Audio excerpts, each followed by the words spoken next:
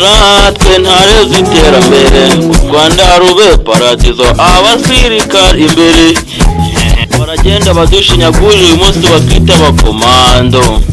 Muragenda mugenda mutwita abakomando, ababishani yabibasha umutima APR.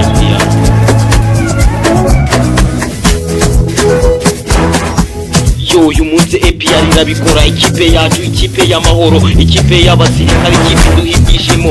Ndahora nyivuga yuko n'ikipe mpora mfa n'igihe cyose. Uyu munsi irabikora, iradukubitira agakipe k'inyarugenge. Uyu munsi turabiteguye yuko turabakubita, ibyo mubyumve mubishire mu matwi yuko turi ikipe idahangarwa, ikipe y'abasirikare. Mu kibuga duhora n'igishimo babye ndetse no mu bavandimwe. Yonje myita Karimagezi, ndi kumwe na mugenzi wanjye Ruhara, n'abarabura babwira ibyiza bya APR.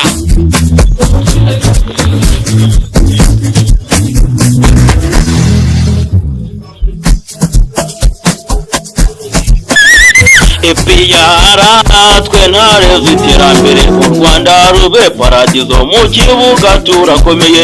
APR twe ntare z'iterambere, u Rwanda rube paradizo, ntidushaka kudusubiza inyuma, burera na ruri ntidushaka kudusubiza inyuma. Mbere yuko murabikora nk'ikipe ya mbere dufana, ikipe y'u Rwanda, ikipe duha icyitegererezo imbere y'ababyeyi ndetse n'abavandimwe dusangiye muri rusange. Dufite abakinnyi turera twaraguze cyane, twe tutazi iyo bigana. Uyu munsi yatwise abakomando, urase kunabyina uyu munsi wakwita abakomando.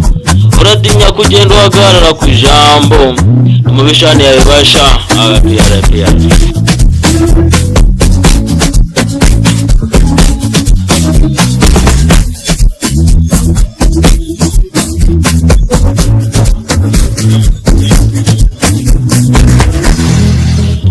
Yamani cherwa.